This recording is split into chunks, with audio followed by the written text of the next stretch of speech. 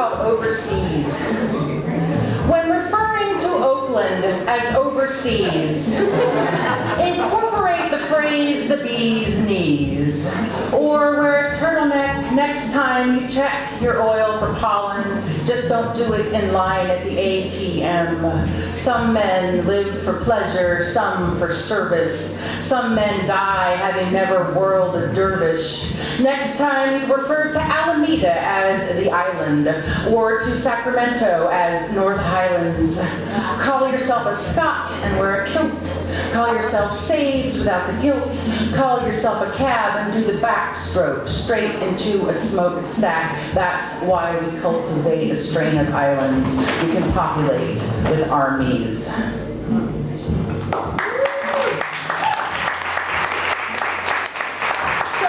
I was looking, I went to the Bang Out website to see when their next deadline was, and it was the next day, so that was convenient.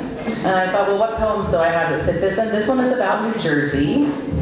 It's actually about spam, both. I don't know if you all started getting the new kind of spam email where they're not actually selling anything, or they're not trying to scam you out of anything.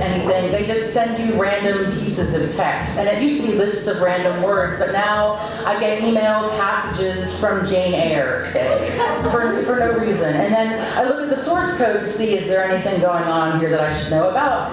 And in the source code, there are sections from Little Women, which I guess is like an Easter egg. So anyway, this is about one of these email messages that I received. It's called On Receiving Unknown Email. With no subject line, sent by a stranger, and the content simply list and partially describe contours of county roads in a place they don't mention, whose descriptors suggest New Jersey, Ocean County, with whose wilds I remain unfamiliar. On closer look, this might be a Wikipedia entry, exhausting all knowledge of a particular country road whose ripples and eddies chart a course through farmland and subdivisions, townships and turnpikes, obsolete landmarks, crossroads where the map and the territory diverge.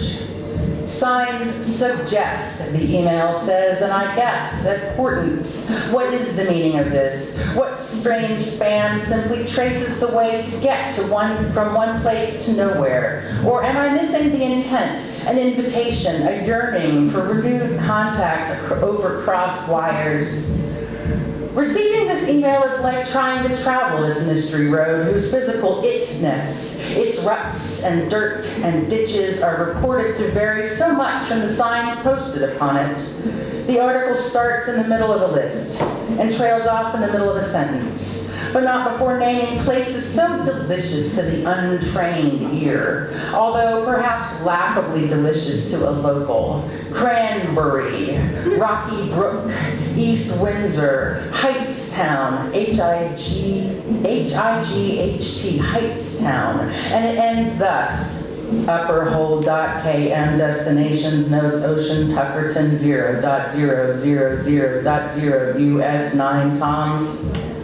So here I am at the crossroads of mystery and knowledge, to Google or not to Google. Shall I copy a phrase into memory, present it to the spiders who crawl through space-time to retrieve facts people used to know by heart, or not at all?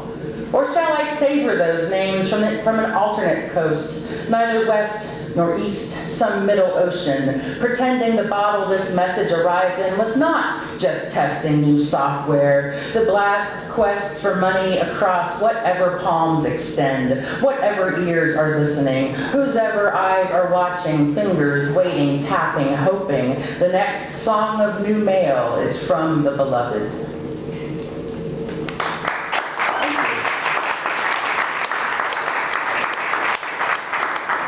And this is the one where I said, okay, deadline, bridges and tunnels, what can I come up with? And this is what came out, and there's a bridge in here. It's a bridge abutment, actually. You don't need to know where it is.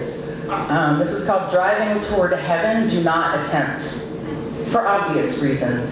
Think of all the signposts, fence posts, guardrails, oak trees, bridge abutments, blind curves, mailboxes, milestones, and millstones.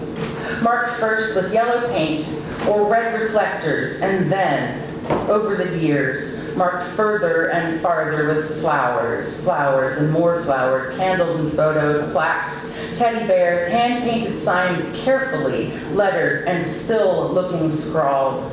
Drive safely, ours didn't. One doesn't have to be drunk to drive into things. One doesn't need a death wish to smash into a tree. One might be a safe driver on a narrow, foggy road. One might be a poor driver, going slow, hit by another.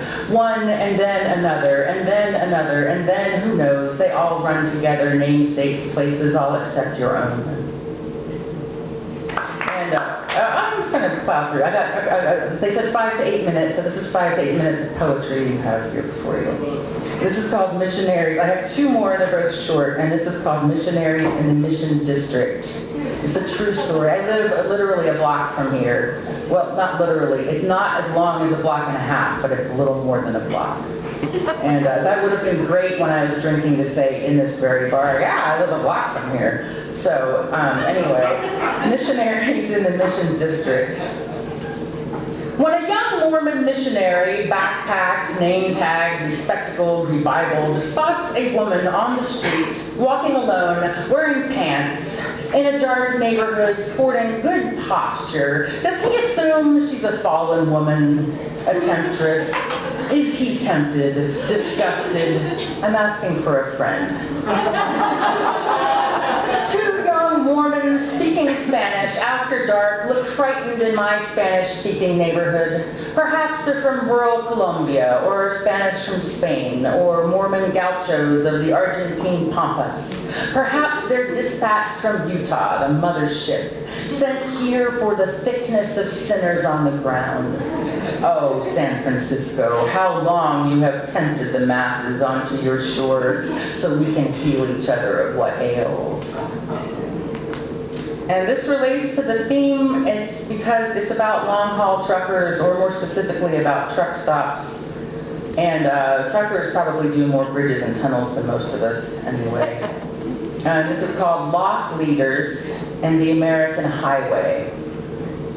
You got your spoilage, your breakage, your shrinkage, meaning rotten, broken, stolen goods. You got your lost leaders, meaning you practically give away gasoline to get people to pull off the highway and refill their coffee in big gulps and buy Slim Jims and washer fluid.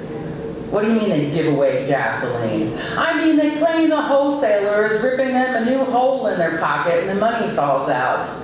They bring in 2 cents a gallon into the store, and that's just maintenance costs. So you got your spoilage on them triangle sandwiches. Can't be helped. You got your breakage, them $10 coffee mugs. They get dusty. They fall off the shelf. Can't be helped. Not much. Not really. You got your shrinkage, and by God, you wish you could help that of all things. It's not like they steal because they're hungry. Not gum, and not ball caps. You'd think you could spot somebody stealing a ball cap, but it's not so easy. Bored. People get bored on the highway, and they think a hat will change something stupid in their lives. I just hope they treasure that hat and tell a dumb story featuring that stupid hat. Like, look what I did when I was young. Thank you.